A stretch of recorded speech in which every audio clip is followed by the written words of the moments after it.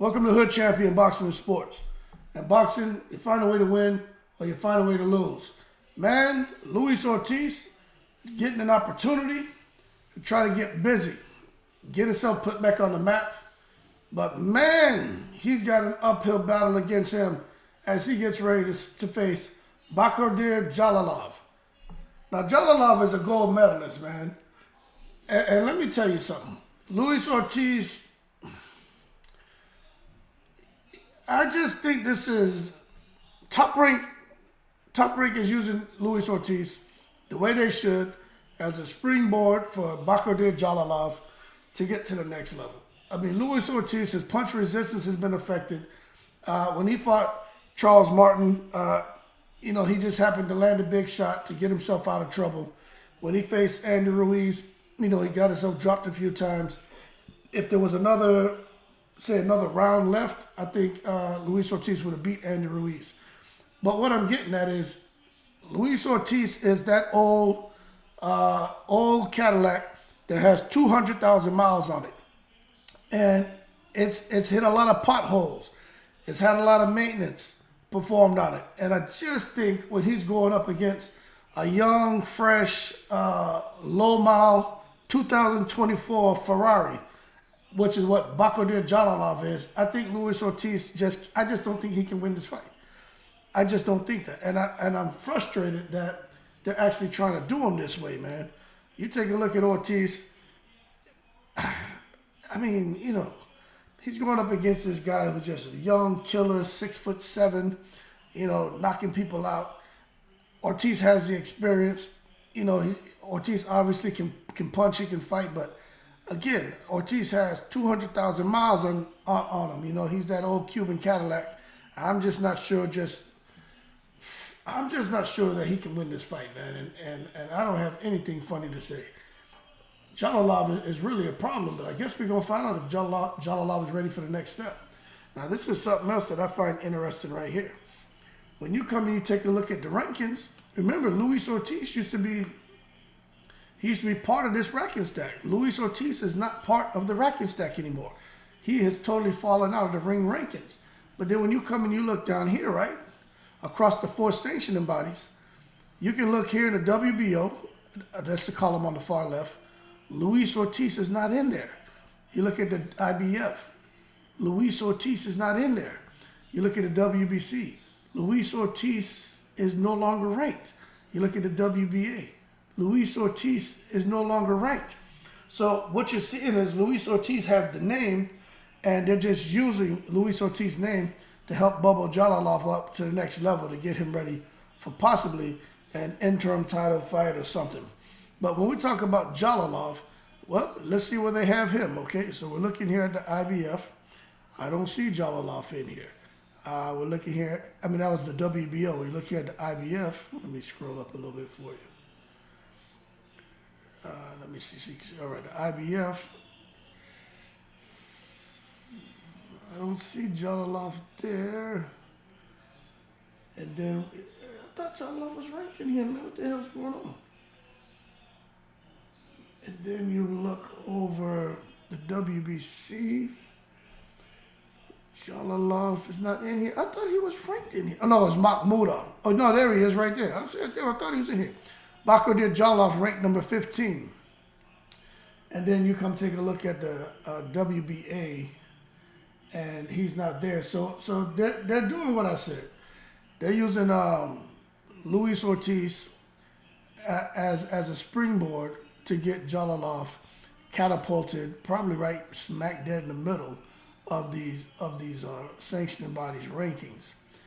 But man, oh man, we talk about Jalalov. Let me see if I can show y'all something. He's 100. This is gonna be the problem. I'm about to. Let me go here. I'm gonna show you why I'm concerned about Luis Ortiz taking this fight. All right. I don't know how much money he's getting, but he's gonna be fighting in Saudi, so hopefully he gets $2 million. You know what I'm saying? Hopefully they give him something, because you're basically putting him on a suicide mission. He just don't have the bombs and shit strapped to him, and he's not shouting out, Allahu Akbar. This is what this is. It's a suicide mission.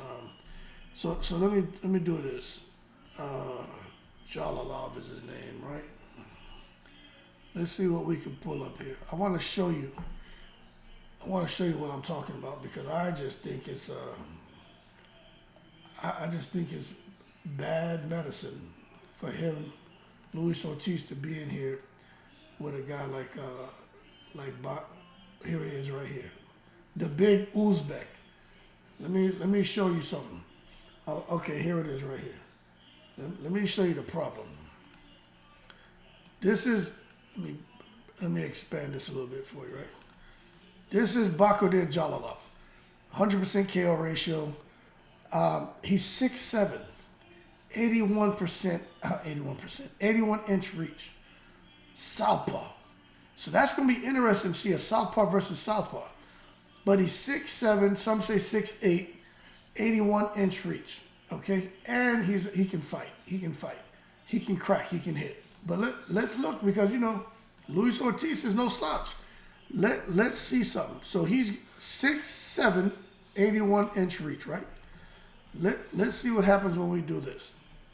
So 6'7", 81 inch reach. All right. So let me see something.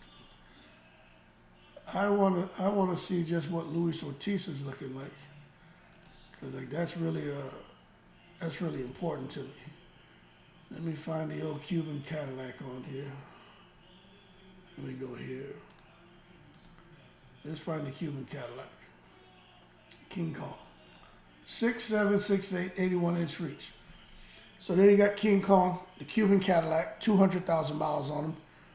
He's 6'4", 78 inch reach. So the reach disparity isn't as much as what I thought it was going to be. But again, this is a tough fight for Luis Ortiz. But you know what, man? Ortiz may mess around and pull it off, but I just think with his punch resistance being affected, I'm not sure he's going to respond the way he probably would have responded before when he gets touched.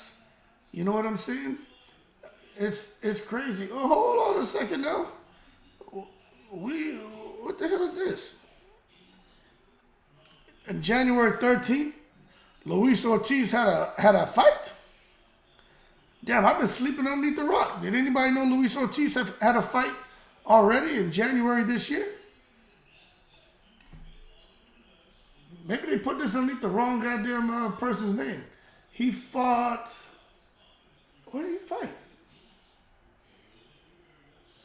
And Cartagena, that's Colombia. He fought, that's Colombia, right? Yeah. Luis Ortiz fought in Colombia? I did not know that he fought in Colombia. So Luis Ortiz, I'm here thinking he hasn't fought since Andy Ruiz. That put him over. So he got the ring rust off in January, and he's back in the ring in February. Oh, I did not know that. He had to go fight in Colombia to get some dough. I did not know that. Well, that makes the fight even more interesting, knowing that Luis Ortiz got a little work in early this year. I had no idea that Luis Ortiz just fought. That's crazy. But nonetheless, this is what Top Rank's looking to put on. Well, let me quit saying Top Rank, the Saudis. And I think this is a really interesting fight. But God, when Jalalov cracks him, what's Ortiz gonna do? And that's my thing, man. And this is what I tell you: the turnover is happening. If Luis Ortiz gets clipped, I mean, Jalalov is there. He takes a step forward. Luis Ortiz takes another step backwards. This is the time. This is the time, people. You're gonna see a lot of our favorite fighters start to kind of just disappear from the scene. And I really think Luis Ortiz, he has an uphill battle. But the old Cuban Cadillac, hey, he got 200,000 miles on him, but he may be able to pull it off. But if I was a betting man, I wouldn't put my money on Ortiz. I wouldn't. But you just don't know, because he shot me against Charles Martin because he let that left hand. Ortiz will let his hands go. And he caught Charles Martin, man, with a shot, and Charles Martin didn't know where the hell he was at. So maybe Ortiz can pull it off again, but it's just hard for me to go against Jalalov. Just hard for me to go against him. But that being said, we'll see what happens. Shout out to the veterans on 7 continents. Luis Ortiz is back, but I think it's a suicide mission. Y'all keep cool. I'm in the breeze.